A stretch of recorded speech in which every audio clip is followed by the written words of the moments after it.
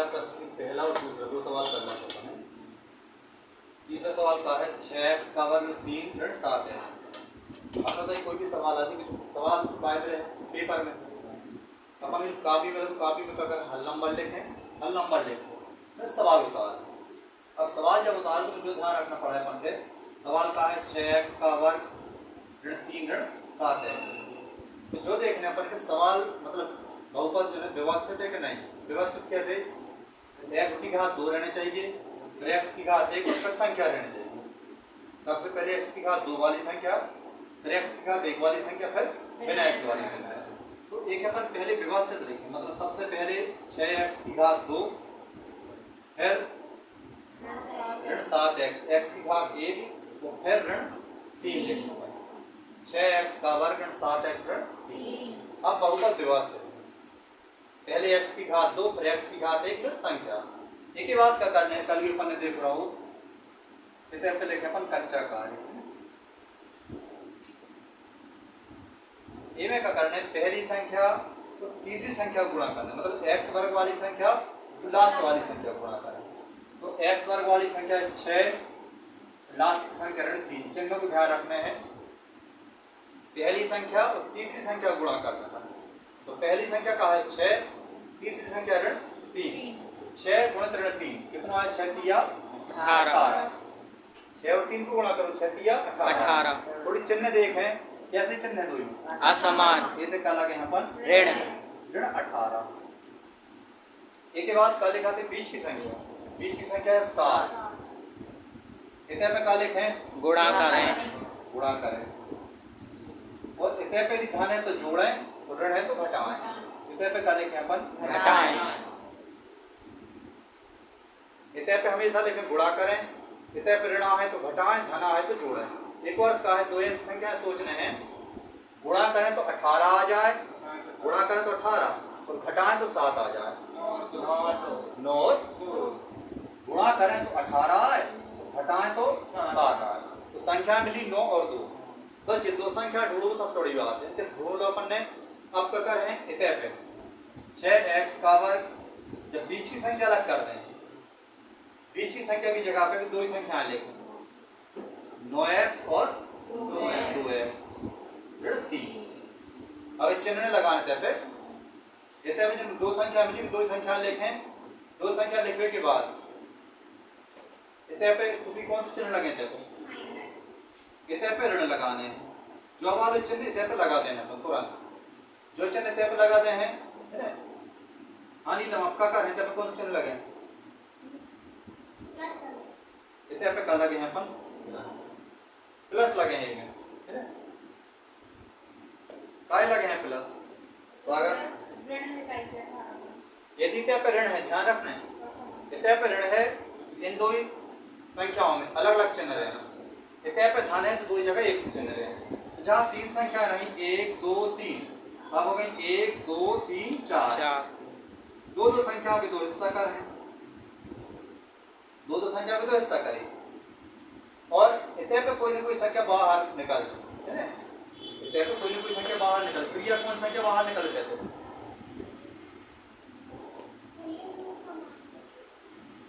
इतने पे कौन संख्या बाहर निकलते।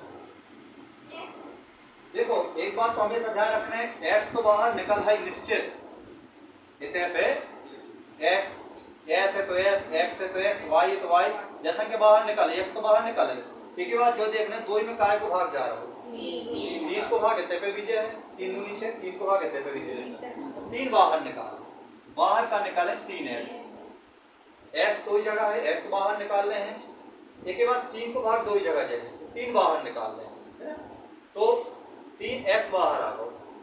अब जो संख्या जो बाहर आ जाती वो को मतलब वो कहते हैं बटे में लिखे और एक के बटे में भी लिखे, मतलब बाहर का निकली संख्या 3x, 3x से बाहर निकली वो कहते हैं 6x वर्ग के बटे में लिखे, 6x वर्ग बटे 3x। भागते हैं संख्या को, संख्या भागते हैं 3 दूनी 6, 2, तो x की घात घट जाती है, x की घात 2 में से 1 घटे 1 आ गया, कितना आ जाए 2x।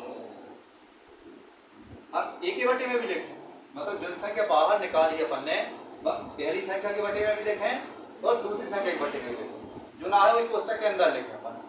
अब ऋण 9x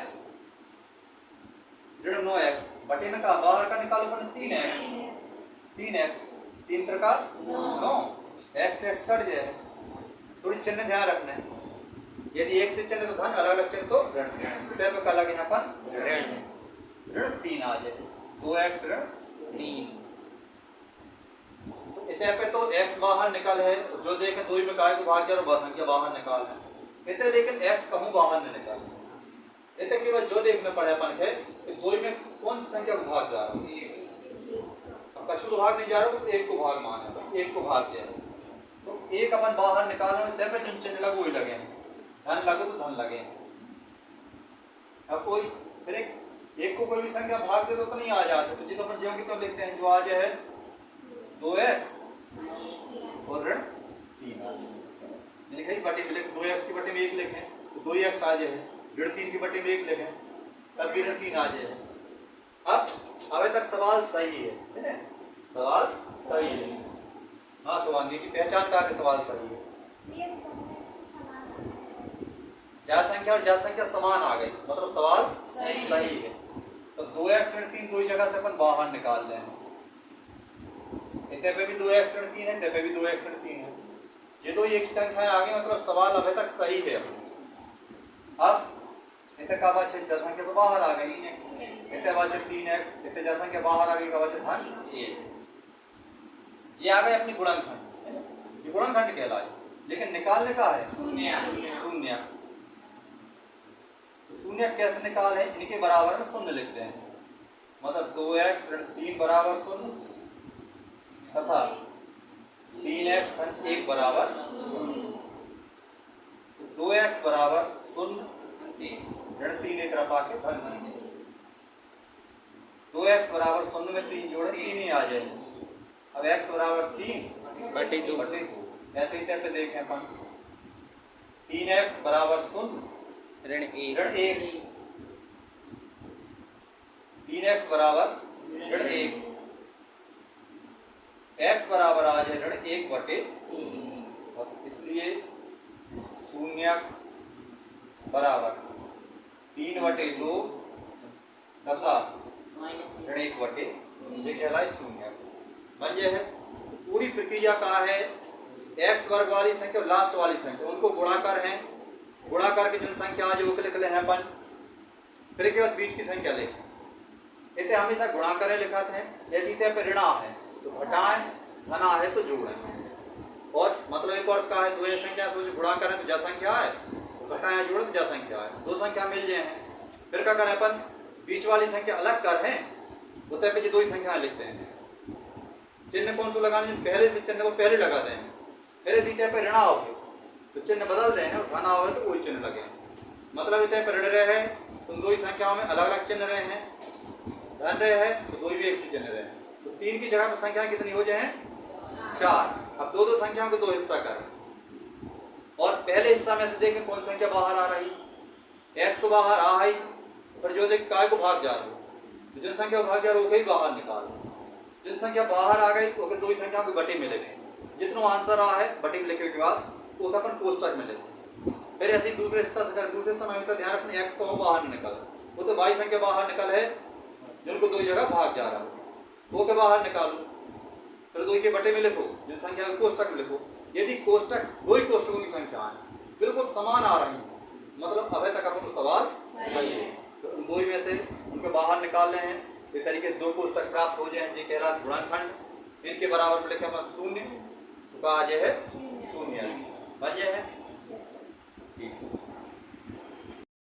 पांचवा और छठा सवाल, 2 सवाल ऐसे जिनका देख रहे हैं अपन, ये 2 संख्याएं केवल, तीसरी संख्या नहीं है, केवल 2 संख्याएं। अगर कोई भी सवाल में हल नंबर तो लिखो, पहले का चौथा हल नंबर लिखो, सवाल बता रहे 4u का वर्ग धन 8, इनके भी शून्य निकालने पर। अब 2 संख्या है केवल, तीसरी संख्या नहीं, मतलब 2 की घात 1 की घात और u वाली संख्या, मतलब अचर पद नहीं है। फिर में क्या करें, बस सीधे सीधे तुरंत संख्या बाहर निकाल लें, तो देखें 2 में कौन सी संख्या शामिल है, क्या शामिल है 2 में, u 2 में शामिल है, तो u बाहर निकाल रहे हैं तो जो देखें काय को भाग 2 ही जगह जा रहा है, दो से भी बड़ी संख्या 2 को भाग को जा रहा हूँ, बड़ी से बड़ी संख्या यानी HCF जिनको अपन बोला है ना, काय को भाग जा रहा हूँ 4 बाहर निकालना, 4 U बाहर आ जाए, 4 U बाहर आ जाए। पहले देखो 2 में क्या शामिल है, U बाहर निकालो, 4 को भाग इतने पे भी जा रहा हूँ, 4 को भाग इतने पे भी जा रहा हूँ, 4 बाहर निकालो। इसके बाद अपना नियम का है कि जो संख्या बाहर निकली है और इन दो के बटे में लिख लीजिए, 4 कच्चे में करें अपन 4U का वर्ग बटे 4U। अब 4 से 4 कट जाए तो U की घात घट है, U की घात 2 में से 1 घट जाए, 1 बच, 1 घात लिखने केवल कहा आ जाए U, 4U का वर्ग बटे 4U। 4 से 4 कट जाए, U की घात 2 में से 1 घटे, U की घात 1 आ जाए। अब आगे का देखो अपन ने धन 8U, 8U के बटे में भी का लेंगे 4U, U से U कट है, 4 दूनी 8, 4 को भाग दें, 4 दूनी 8, समान चिन्ह से कहा है ते पे धन, तो ते लिखते हैं अपन बस कहा गो 4U U धन 2। ये कह रहा है गुणनखंड, लेकिन गुणनखंड नहीं निकाले अपन, क्या निकाले शून्य, याद करने अपन के शून्य। तो शून्य कैसे ज्ञात कर रहे हैं, पहले जो संख्या है लिखिए पुस्तक के बाहर, a के बराबर में शून्य और a के बराबर में शून्य लिखें, मतलब क्या लिखें अपन 4U बराबर शून्य तथा U धन 2 बराबर 4U बराबर शून्य, तो U बराबर आ जाए 0 बटे 4। हमेशा ध्यान रखने शून्य में कोई भी संख्या को भाग दो उत्तर हमेशा शून्य जो आ जाए 0। एक बात ध्यान रखना है, ऊपर शून्य है तो शून्य उत्तर आए, लेकिन एक की जगह 4 बटे 0 हो तो उत्तर अनंत आ, अनंत इनफिनिटी बोला था, उत्तर कितना आ तो अनंत। यदि नीचे शून्य इतने पे U बराबर धन 2 है, ऋण 2 इस तरफ आके ऋण 2, U बराबर आ जाए ऋण। अब इसलिए शून्य बराबर का आ जाए 0 तथा ऋण 2 शून्य का आ जाए, कहते कौन सी संख्या नहीं रही अचर पर, तो सीधे अपन ने अगर 2 में देखी कौन सी संख्या शामिल है बाहर निकाली, 2 जगह काय को भाग 4 को बाहर निकाल लो, तो U 2 में शामिल रहो, U बाहर निकलो, 4 को भाग 2 जगह जा रहा हो, 4 बाहर निकालो, 4U बाहर आ गो, कहते का बच्चों अब जिन संख्या बाहर आ गई है ओके a के बटे में भी लिखो और a वाली संख्या के बटे में भी लिखो। a के बटे में लिखें तो 4 से 4 कट, U की घात 2 में से 1 घटे, U की घात 1 आ जाए, 8U बटे 4U, U से U कटे 4 दूनी 8, ये आ गए गुणनखंड, लेकिन निकालने का शून्य, इनके बराबर शून्य लिखेंगे, ये आज हमने शून्य।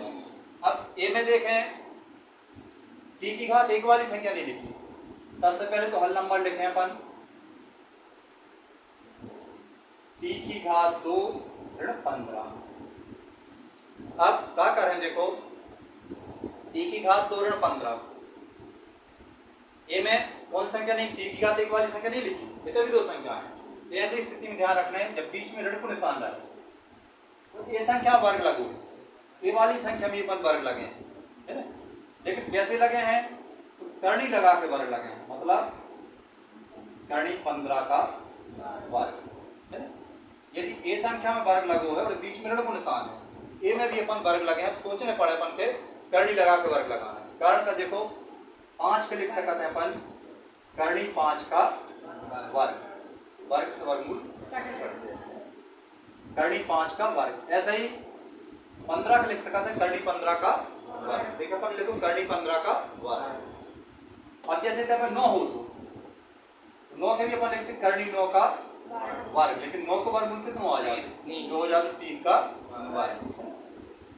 एक अपन निकाले कर करनी 15 का वर्ग। अब एक सरसम क्या हो तो ध्यान रखना है, a का वर्ग ऋण b का वर्ग, मतलब 2 संख्याओं में वर्ग लगे और बीच में ऋण को निशान है, 2 संख्याओं वर्ग के बीच में ऋण को निशान है, तो क्या कर रहे थे अपन एक बार धन में लिख देते हैं और एक बार ऋण में लिख देते, ये तरीके से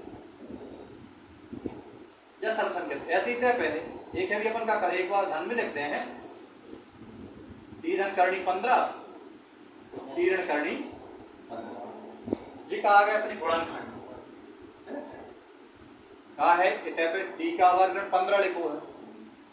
अपन देख रहे टी में वर्ग है, बीच में ऋण को निशान, मतलब इतने पे वर्ग लिखना पड़ेगा। यदि एक जगह वर्ग है ऋण को निशान है तो भी अपन वर्ग लिखते हैं। एक क्या लिख सकते हैं, करनी लगा के वर्ग लिख सकते, कोई भी संख्या है। करनी 15 का वर्ग लिखो, टी का वर्ग ऋण करनी 15 का वर्ग। अब एक जो सरल संख्या होते हैं ए का वर्ग ऋण बी का वर्ग, ए का वर्ग ऋण बी का वर्ग, मतलब दो संख्याएं वर्ग में है, बीच में ऋण को निशान है, तो उनके क्या करा था अपन, एक बार धन में लिखा था, एक बार, जैसे मान लो हम लिखो है 5 का वर्ग ऋण 3 का वर्ग, एक को उस तरफ लिखा था 5 धन 3 और एक में लिखा 5 ऋण 3, तो वैसे ही एक लिखो अपन ने, एक बार टी धन करनी 15 और टी ऋण करनी 15, ये आ गए गुणनखंड। निकालने का है शून्य, शून्य निकालने, बस एक के बराबर में शून्य लिखते हैं, टी धन करनी 15 बराबर शून्य तथा टी ऋण करनी 15 बराबर शून्य। टी बराबर आ जाए शून्य, जो ऋण में वो तरफ जाके धन में हो जाए, क्या है धन है, वो तरफ जाके ऋण करनी 15, मतलब टी बराबर आ जाए ऋण करनी 15। ऐसे ही पे देखें अपन, टी बराबर शून्य, ऋण है उस साइड जाके धन हो जाए, मतलब टी बराबर आ जाए करनी 15, ये कहा गए शून्य, बस लिखते हैं आंसर इसलिए शून्य बराबर ऋण करनी 15 तथा धन करनी, ये कहलाए शून्य। दो संख्याओं के तरीके शून्य निकाल बन जाए। ये 2 अध्याय में सबसे इम्पोर्टेंट सवाल जो 2 नंबर में आ सकता है, ये 2 नंबर के हिसाब से ये सवाल आ सकता है। क्या करें, द्विघात बहुपद ज्ञात करो जिसके शून्यकों का योग तथा गुणनफल दी गई संख्याएं, मतलब उनने कहा था अपन के पहली चीज थी शून्यकों का योग, शून्यकों का योग। पहली संख्या का है शून्यकों का योगफल 1/4 और दूसरी संख्या शून्यकों का गुणनफल, शून्यकों का गुणनफल बराबर है ऋण 1। का बनाने हैं बहुपद, बहुपद बनाने पर सीधे क्या कर हैं, बहुपद बनाने के लिए सूत्र को उपयोग कर हैं, x का वर्ग शून्यकों का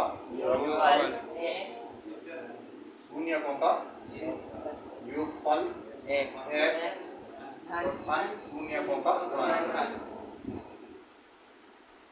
शून्यकों का गुणनफल। हाँ, अल्फा बीटा भी कर सकते, लेकिन अल्फा बीटा नहीं करते, 2 नंबर के साथ सवाल आने हैं, तो अल्फा बराबर बीटा बराबर नहीं मान के अपन सीधे सीधे कर देंगे।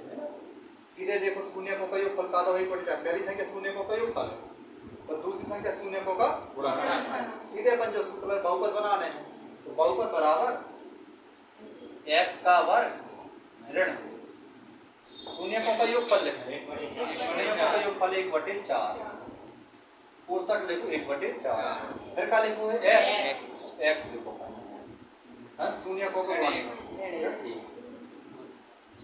केवल क्या करने हैं अपन के ए वाले सूत्र में, शून्यकों का योगफल की जगह पे योगफल लिखने हैं और गुणनफल की जगह पे गुणनफल लिखना है। x का वर्ग ऋण शून्यकों का योगफल क्या लिखो 1/4, तो 1/4 लिखो x धन शून्यकों का गुणनफल ऋण 1। अब x का वर्ग, एक बात ध्यान रखना, जब कोष्टक खोलते हैं अपन तो कोष्टक खोलने में जो ध्यान रखते हैं कि मतलब कोष्टक के बाहर और भीतर कैसे चिन्ह, यदि बाहर और भीतर एक से चिन्ह है तो कोष्टक खोलने के बाद धन लगे हैं, और यदि बाहर और भीतर अलग अलग चिन्ह है तो कोष्टक खोलने के बाद ऋण लगे हैं। जैसे ये में देखें अपन, इतने पे बाहर ऋण है और अंदर कोई निशान नहीं, मतलब धन के अलावा, तो बाहर और भीतर अलग अलग चिन्ह है, ऐसे जब कोष्टक खोले तो ऋण लगे, ऋण 1/4 है। और इतने पे भी देखें, इतने पे ऋण है अंदर, बाहर धन है, अलग अलग चिन्ह है, जब कोष्टक खोले तो ऋण लगे, ऋण 1। आंसर इतना भी लिख सकता था, लेकिन बटे की संख्या अलग करने के लिए क्या करें अपन, 4 का गुणा कर देंगे, तो 4 को गुणा कर देंगे, 4 को गुणा करें तो आ जाए 4 x का वर्ग, तो 4 से 4 कट जाए, बटे में जितनी संख्या है कोई को सब में गुणा कर दो, तृतीयाज है ऋण 1x मतलब x, ऋण 4 एकम का करो अपन ने 4 का गुणा, 4 का गुणा करने जो बन जाए बहुपद। केवल का करना बहुपद बनावे के लाने गाली को x का वर्ग शून्य को योगफल x धन शून्य को गुणनफल, योगफल की जगह पे योगफल लिख दो, गुणनफल की जगह पे गुणनफल लिख दो।